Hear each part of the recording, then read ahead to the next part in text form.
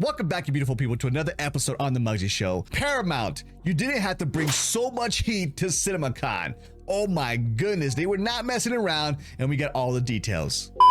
So let's start off with all the huge updates that Paramount Pictures gave us. Are you freaking kidding me? A TMNT Last Ronin film is actually happening. And this movie is not going to be your Saturday morning cartoon special either. And don't get me wrong, I love you guys. But this live action TMNT film is going to be dark, it's going to be bloody, and it's going to be rated R. Now, Paramount Studios will be taking over the project, and it will be developed by screenwriter Tyler Burton Smith, who worked on Boy Kills World, and Walter Hamada's 18 Hertz production company through his multi-year deal. Now, this will be set in a bleak and dystopian future where all the Ninja Turtles were defeated by Shredder's son, Oroku Hiroto, who actually runs New York City, and he did not realize that there was one turtle that survived, and now that turtle is seeking revenge.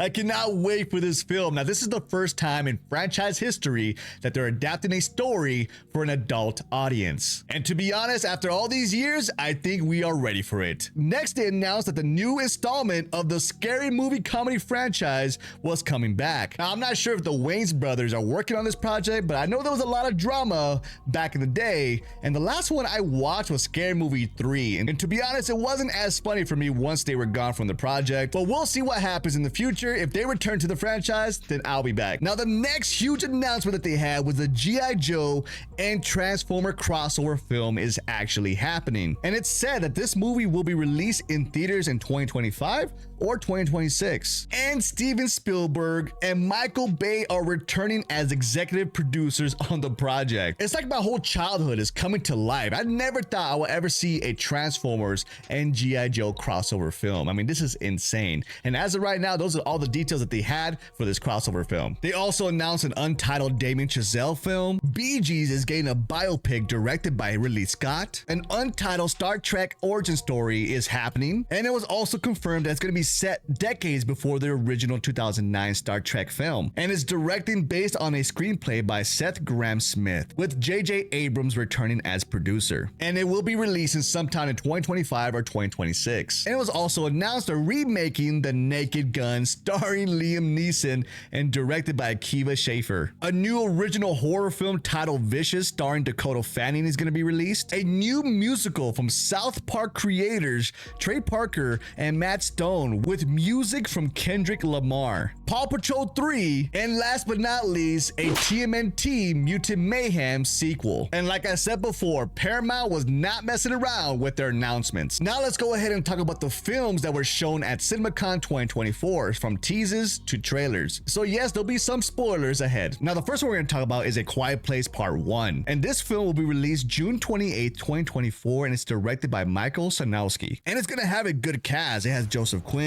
Jimmy Hansu, Alex Wolff, and Lupita Nyong'o. Now, this is coming from The Hollywood Reporter, and it talks about the trailer that was shown at CinemaCon. Now, the story switches from the Abbott family and follows a woman played by Nyong'o as she navigates the horrific first moments of an alien invasion in New York City. She soon joins up with a fellow city resident, and together they try to survive living in the loudest city in the world, which now must be quiet. The extended trailer captures the essence of what it might be like to find yourself trapped in a quiet New York, trying to find aliens who can maneuver everywhere, skyscraper walls, tunnels, etc. Together, the two young characters must find a way to escape the city and protect those they find along the way. Yes, this is going to be insane. You're going to have those aliens show up in New York City. It's one of the loudest cities in the United States. Oh, it's going to be a wild ride for sure. Moving on to the next film was If, and it will be directed by John Krasinski. And there's so many people in this film. It's starring Ryan Reynolds and Kelly Fleming. Then you got Emily Blunt, Steve Carell, Awkwafina, Matt Damon, Vince Vaughn, Louis Gossett Jr., Maya Rudolph, and so many more playing the imaginary friends. And they also dropped the final trailer for If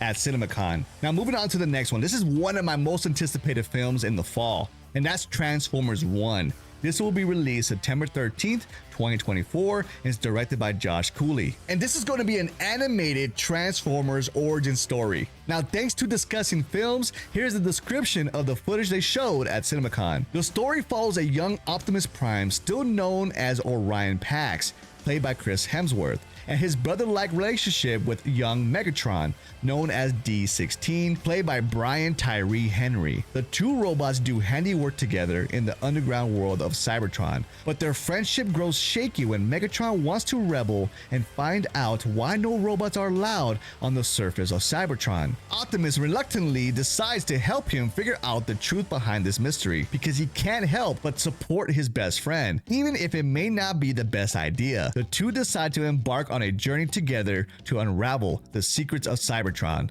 a journey that will eventually make them rivals. Now, they said that Transformers 1's animation is like no other, and the voice acting is top tier. So who is excited for an origin story between Megatron and Optimus Prime being friends in Cybertron? I know I am, and I cannot wait for this film. Now, the next film we have is Sonic the Hedgehog 3, and it will be released December 20th, 2024, and it's directed by Jeff Fowler. Now, again, big shout out to Discussing Films for giving us a description, and they did give us a brief look to Sonic the Hedgehog 3. So yes, big spoilers ahead right now.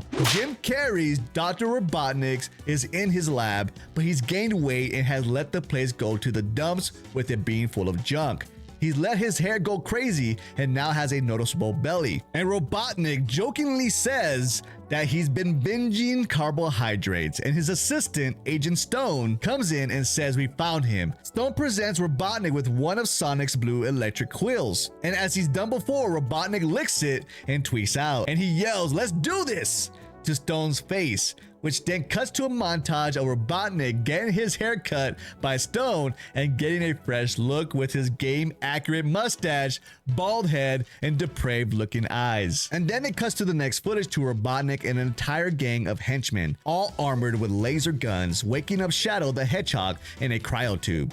Shadow opens his eyes, which are bursting with red electric energy. We then cut to Sonic, Tails, and Knuckles facing off against Shadow in the middle of a huge city street at night. Shadow is noticeably dead silent, as it's still not revealed who the voice actor is. Knuckles jokes that this new hedgehog is much stronger than the last one he faced, to which Sonic hilariously replies with, "You mean me?" Now, the last footage is Shadow the Hedgehog riding a motorcycle in the night sky over some skyscrapers, then using it to bounce himself towards Sonic, who is flying upwards at him at full speed. We see Sonic's bright blue power clash with Shadow's bright red energy in the night sky, looking like it's straight out of an anime. The final shot of the exclusive footage show Robotnik and Sonic away from a ring portal on an empty road. They both look grumpy and they can't stand each other's company, implying that they're going to have to work together to defeat Shadow. My freaking goodness, we are finally getting the full evolution of Dr. Robotnik